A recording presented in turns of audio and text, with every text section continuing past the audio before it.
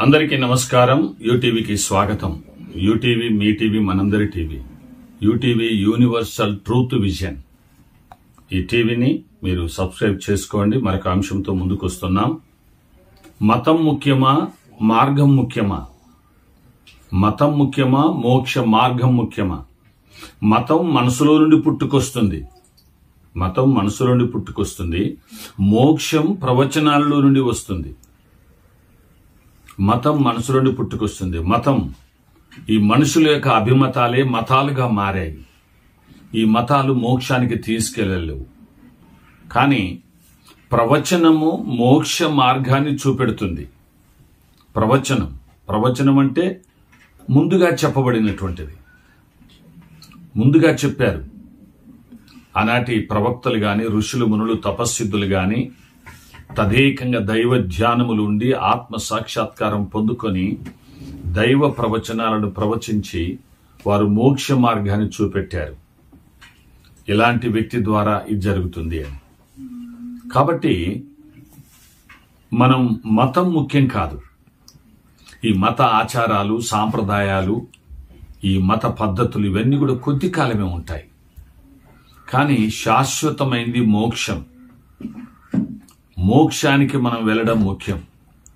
చాలా మంది ఈ మతాన్నే చూసుకొని మతంలోనే ఉండిపోతూ ఉంటారు. మతంతోనే ఆచారాల సాంప్రదాయాలతోటి అంతవరకే తృప్తి చెందుతూ ఉంటారు. కానీ ఈ మతానికి అతీతంగా మోక్షానికి వెళ్ళాలి. అది నిత్యత్వం, ఎటర్నల్ లైఫ్, ఎటర్నల్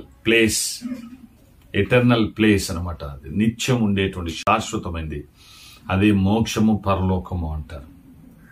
అక్కడికి వెళ్ళాలంటే మానవుడు పాపము నుండి విడుదల పొందాలి. మానవుడు జన్మపాపి, కర్మపాపి. ఈ పాపం వలనే నరకం వస్తూ ఉంది. కాబట్టి పాపం నుండి విడుదల పొందాలి. ఈ పాపం నుండి విడిపించే ఓ రక్షకుడు రావాలి అని కూడా సమస్త ప్రవచన గ్రంథాలు చెప్పాయి. ఏ మతములో ఉన్న మత గ్రంథాలలో ఉన్న ప్రవచనాలు మరి తెలియపరిచాయి. కాబట్టి ఆ ప్రవచన గ్రంథాలను మనం పరిశీలన చేసినట్లయితే మనకు మోక్ష మార్గం దొరుకుతుంది. అంటే రాబోయే ఒక వ్యక్తి ఇలాగ వస్తాడు, మోక్షాన్ని ప్రసాదిస్తాడు, పాపం నుండి విడిపిస్తాడనేటువంటి సత్యాలు, ప్రవచనాలు ఉన్నాయి. ముందు మనం ఆ ప్రవచనాలన్నీ చూస్తూ ఉంటాం. కానీ మనకు మతం ముఖ్యం కాదు. ఈనాడు చూస్తే మతం పేరట భయంకరమైనటువంటి అరాచకాలు, మరి అల్లర్లు, హింసలు జరుగుతూ ఉన్నాయి. మతంతో మానవుడు సంతృప్తి చెంది ఇదే గొప్ప భాగ్యం అనుకుంటున్నాడు. కాదు. మోక్షం, యుగయుగాలు జీవించే జీవితం అక్కడనే ఉంటుంది. ఈ లోకంలో ఏ మతమును అనుసరించినా, ఏ మతాలను నమ్ముకున్నా ఈ లోకంలో శరీరము కొద్ది కాలమే.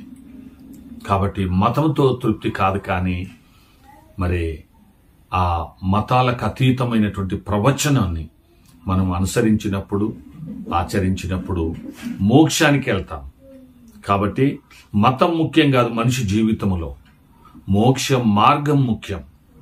అది కావాలి. చాలా మంది మతాన్ని గొప్పగా చెప్పడానికి చూస్తూ ఉంటారు. సరే, ఏ మతస్థులైనా. కానీ ప్రవచనం ఏం చెప్తుందో, ఆ ప్రవచనం ఎవరి వైపు నడిపిస్తుందో, ఎవరిని చూపెడుతుందో, ఎటువైపు నడిపిస్తుందో అది గమనించి ఆ యొక్క ప్రవచన గ్రంథాలను పరిశీలన చేసి మనం మోక్ష మార్గాన్ని ఎంచుకోవాల్సినటువంటి అవసరం ఉంటుంది. కనుక ఆ మతానికి ప్రాధాన్యత కాకుండా మనం మోక్ష మార్గానికి ప్రాధాన్యత ఇవ్వాల్సినటువంటి వారమై ఉంటున్నాం.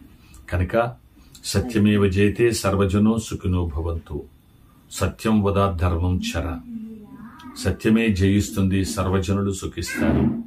మరి సత్యాన్ని పలకాలి, సత్యాన్ని ఆచరించాలి, అనుసరించాలి. మరి అలాంటి కృప అందరికి దయచేయును గాక.